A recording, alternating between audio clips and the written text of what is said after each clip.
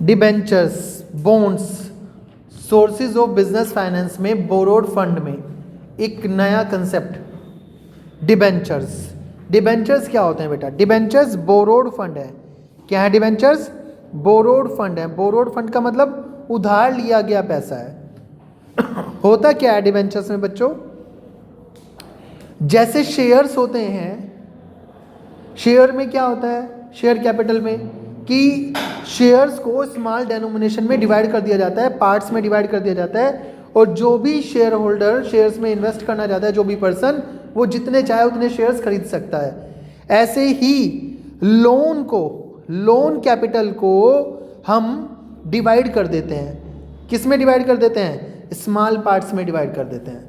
मतलब small parts में divide करने का मतलब 1 करोड़ का लोन है तो 1 करोड़ के लोन को हम छोटे छोटे पार्ट्स में डिवाइड कर लेते हैं, एक सिंगल डेनोमिनेशन में, कि 100 रुपीज़ का एक डिबेंचर। अब 1 करोड़ के लोन को 100 रुपीज़ के पार्ट बना लिए तो कितने पार्ट्स बन गए? 1 लाख डिबेंचर। कितने बन गए? 1 लाख डिबेंचर। अब 1 लाख डिबेंचर बनने के बाद हमने क्या कहा? पब्लिक से कहा कि जो भी कंपनी को लोन देना चाहता है वो पर्सन कंपनी को लोन दे सकता है। क्या करना होगा? 100 के मल्टीपल्स में लोन आपको देना होगा। यदि आप मुझे 1000 रुपीज़ का लोन देना चाहते हैं, कंपनी कहती है, तो उस व्यक्ति को कितने डिबेंचर खरीदने पड़ेंगे? कंपनी के 10 डिबेंचर्स खरीदने पड़ेंगे। यदि कोई पर्सन कंपनी को 1 लाख का लोन देना चाहता है तो उसे कितने डिबेंचर्स खरीदने पड़ेंगे? कंपनी के 100 डिबेंचर्स खरीदने पड़ेंगे। तो इस तरह से क्या हो गया? जो भी पर्सन कंपनी को लोन देने के लिए रेडी है वो कंपनी को लोन दे सकता है। मतलब लोन कैपिटल को, लोन को स्मॉल इक्वल डेनोमिनेशंस में डिवाइड कर दिया। तो यहाँ पर जब डिबेंचर्स की बात आती है तो डिबेंचर्स क्या है? बोरोड फंड कैपिटल है कंपनी की, ठीक है। डिबेंचर्स लॉन्ग टर्म डेब्ट है। लॉन्ग टर्म डेब्ट का मतलब क्या होता है बेटा? लॉन्ग टर्म डेब्ट का मतलब होता है कि लंबे समय के लिए जब पैसा चाहिए, लंबे समय के लिए, तब कंपनी क्या इशू करती है? डिबेंचर। हमने लास्ट क्लास में पब्लिक डिपॉजिट पढ़ा था। पब्लिक डिपॉजिट क्या था? 6 मंथ से 36 मंथ तक, 3 इयर्स तक के लिए था। बहुत ही थोड़ा समय था। अब कंपनी को लंबे समय के लिए उधार चाहिए तो वो क्या कर सकती है? डिबेंचर्स इशू कर सकती है। क्या इशू कर सकती है? डिबेंचर्स इशू कर सकती है। सिंपल सी बात समझ में आ रही है आप सबको? फिर आगे की बात, आगे क्या कह रहे हैं? डिबेंचर्स कंपनी के क्रेडिटर भी होते हैं। क्रेडिटर्स कैसे? देखो, एक क्रेडिटर्स तो वो होते हैं, आपने सबने पढ़ा है कि जो बिजनेस को उधार सामान देते हैं, ठीक है। यहाँ पे क्रेडिटर्स का मतलब होगा, क्रेडिटर्स कौन से वाले? सिक्योरिटीज वाले, जिन्होंने कंपनी की सिक्योरिटी खरीदी है। सिक्योरिटी में क्या आया? बॉन्ड्स, या फिर हम कहेंगे debentures.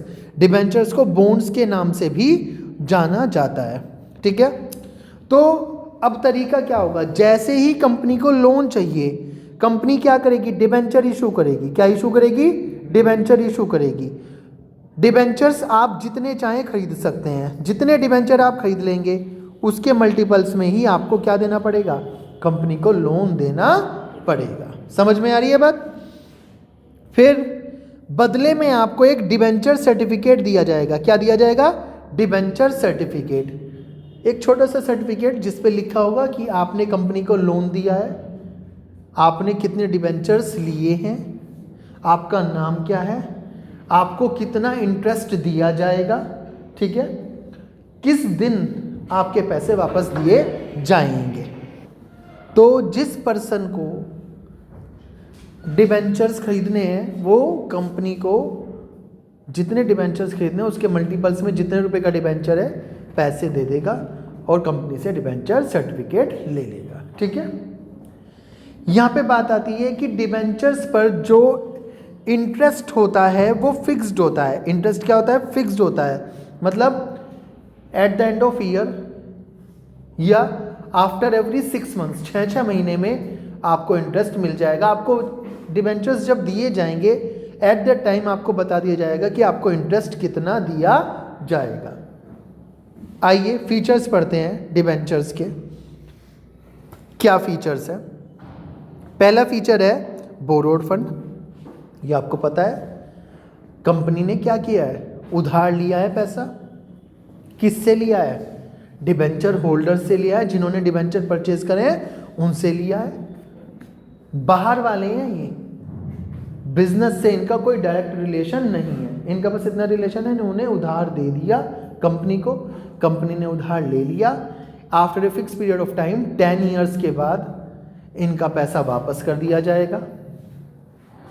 Every year they will get some interest, प्रत्येक वर्ष में इनको कुछ इंटरेस्ट मिलता रहेगा। दूसरी बात, फिक्स्ड रेट ऑफ इंटरेस्ट। जो इंटरेस्ट रेट क्या है इनका, फिक्स्ड है। सबसे बड़ी बात है ये रेट ऑफ इंटरेस्ट क्या है, पहले से ही जब डिबेंचर्स इशू किए गए हैं तभी बता दिया गया है कितना रहेगा। Compulsory payment of interest, interest की पेमेंट कंपलसरी है। कंपलसरी का मतलब whether the company is having profit और नॉट, कंपनी को चाहे प्रॉफिट हो रहा हो या ना हो रहा हो, इंटरेस्ट तो देना ही पड़ेगा। यदि आपने ओनर्स फंड में प्रेफरेंस और इक्विटी शेयर्स पढ़े तो आपको याद होगा इक्विटी शेयर्स को डिविडेंड कब मिलता था, जब प्रॉफिट होता था। यदि प्रॉफिट नहीं होता था तो डिविडेंड भी नहीं मिलता था।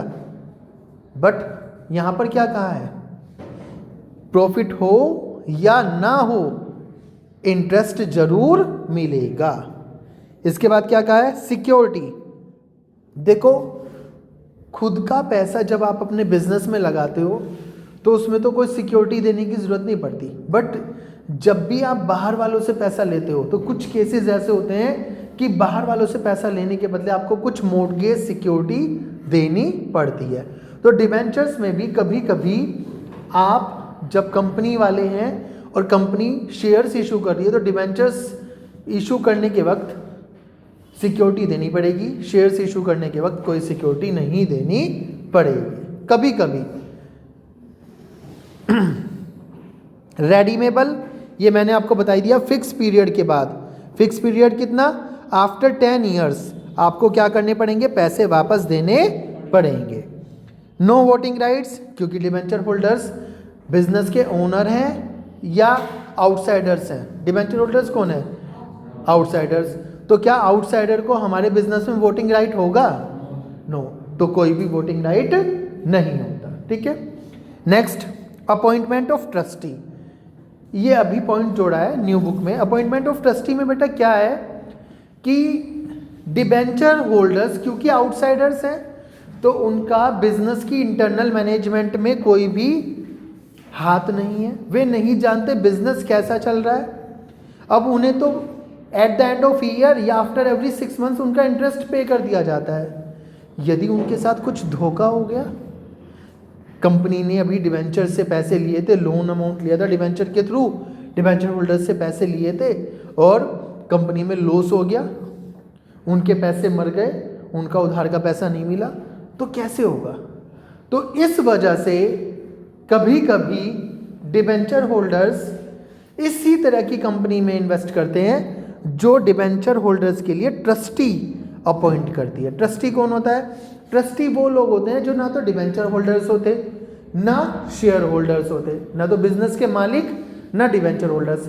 कुछ बाहर वाले लोग जो डिबेंचर होल्डर्स के हक के लिए बिजनेस में रहते हैं और बिजनेस में ध्यान रखते हैं, कंपनी में ध्यान रखते हैं कि कहीं डिबेंचर होल्डर्स की कैपिटल को कोई नुकसान तो नहीं पहुंच रहा है, कहीं कंपनी के ऐसे हालात तो नहीं हो गए हैं कि कंपनी डिबेंचर होल्डर्स के पैसे वापस ना कर पाए, कहीं डिबेंचर होल्डर्स को कोई प्रॉब्लम तो नहीं है इंटरेस्ट पेमेंट में, कहीं ऐसी तो कोई प्रॉब्लम नहीं है कि डिबेंचर होल्डर्स को कोई दिक्कत हो रही है। तो उन सभी के सॉल्यूशन के लिए कंपनी में कौन अपॉइंट कर दिया जाता है, डिबेंचर ट्रस्टी। कौन अपॉइंट कर दिया जाता है, डिबेंचर ट्रस्टी।